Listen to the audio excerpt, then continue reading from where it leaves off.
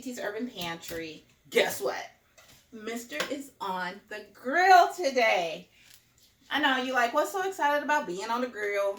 I got a grill. I was on the grill yesterday. Mr. has not been on the grill in well over a year. He was down for the last part of 19, and our house is where we usually host everything at. So because of the pandemic, we didn't have anybody over to the house. So this is his first time on the grill, and it's a weekday. It's not even a holiday yet. This is practice for the 4th, though. But he is on a grill. He is grilling up some chicken. Here in our town, we have what we call a rib fest. And I had some spicy peach barbecue sauce. And I usually don't like barbecue sauce. I feel like as long as the meat is seasoned well, you don't need the barbecue sauce.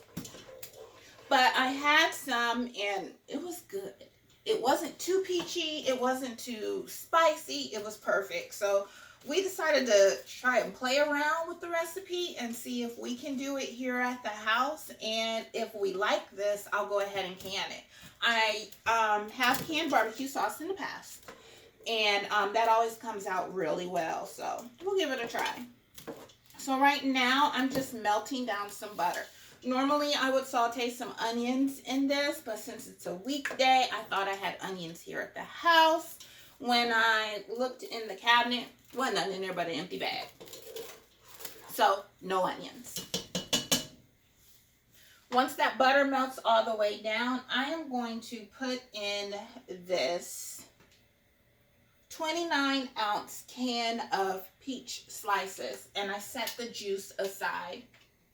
If this really works out, I think in 2 weeks the peach truck will be here, so that'd be perfect, because I'll just pick up a box of peaches for barbecue sauce.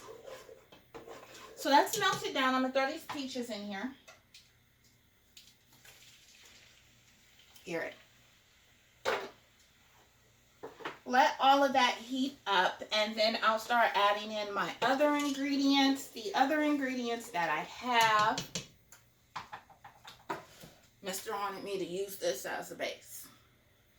So we're going to go ahead and use this as a base. Mr. love him some open pit. So this is a 18-ounce bottle of open pit barbecue sauce. I also have a 32-ounce bottle of ketchup. I don't know how much of this I'm going to use. And then I have a 6-ounce can of tomato paste. I have about 6 ounces of the Worcestershire sauce, about 4 ounces of apple cider vinegar, and I have here, I don't know, this is about 4 ounces of molasses. I have more if I decide to use more. Garlic powder, onion powder, because I wanted it to be habaneros, and we had habaneros in the refrigerator. And they had been in there for a while, so when I opened it up, they weren't right. So I'm going to use a little bit of chipotle, ground peppers that I ground myself, and some red peppers. And then I have some brown sugar, and I'm going to use that peach juice too.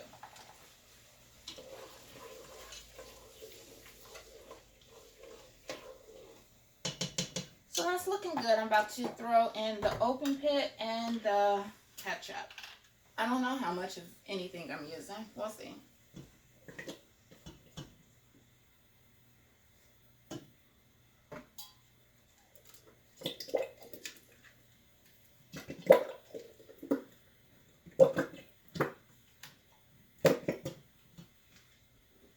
This feels about half that I used of the ketchup. Put some water in this. So this is a 6-ounce can of tomato paste. I would say I used about 4 or 5 ounces of that.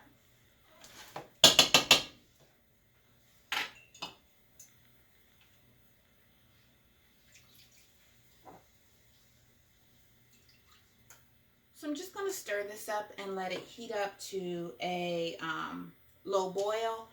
While I'm doing that, I'm going to start stirring in my molasses and just let that kind of all melt together and build that flavor.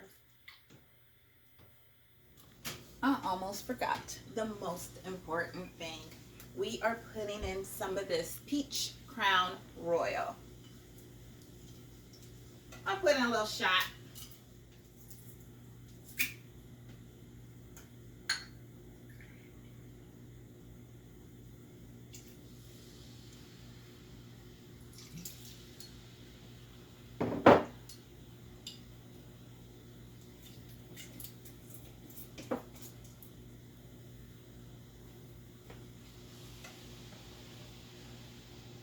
And I'm gonna go ahead and throw in this peach juice.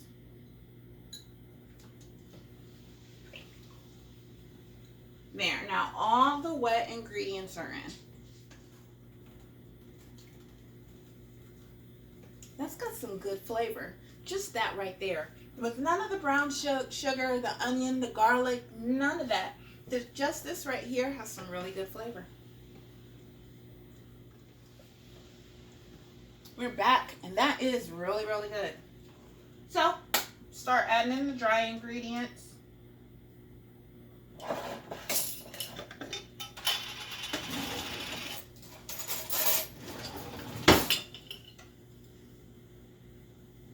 Tablespoon of onion.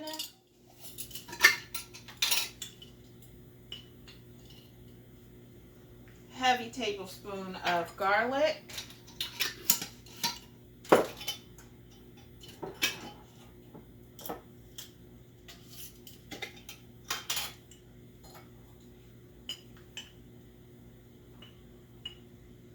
About that much of the red pepper and a little bit of the chipotle. That smells good. And then I'm gonna start putting some brown sugar in. So I figure that's about half a cup. Go ahead and taste it.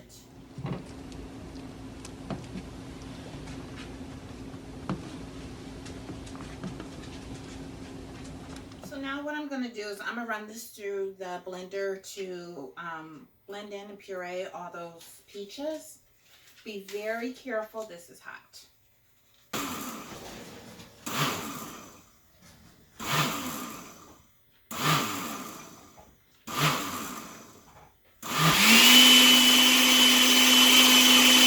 So this is about half of the mixture that I put into the blender. I started pulsing it at first since it was hot, and then I just let it run. Pour it in here. And it look good. I'm going to do the other half now. So here's some barbecue sauce that I had canned up last year. Now when I canned this, I used Fireball. But it does have a like spicy taste to it. And I think that might be what he's missing because we don't have the habanero. So I'm adding this.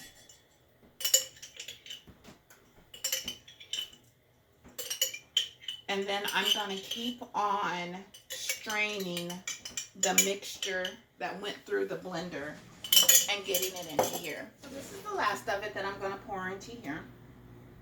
And to eat along with our chicken, Mr. has got some vegetables out on the grill roasting, and we just came back from like an extended weekend trip to Chicago, and there was this place that had lobster macaroni and cheese.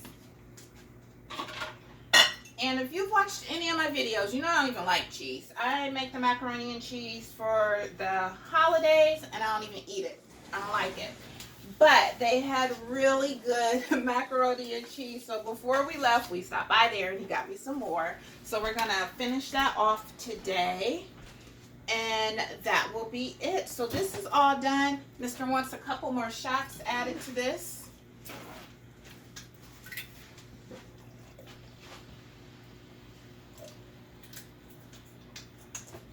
Let it all heat up and simmer. And we are good to go as soon as the food's done.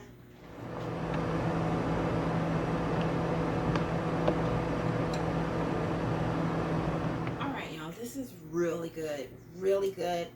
I taste the spice, but it's not too hot. My mouth's not on fire. It's not like the Indian food that I like. So it's got a little bit of heat and a hint of peach. and it's perfect. He's already out there putting sauce on the chicken.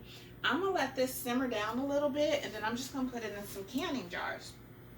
But I'm not canning it. It's just gonna go in the refrigerator. So unless you're canning it and doing the process and everything, it needs to go into the refrigerator if you're not gonna use it right then and there.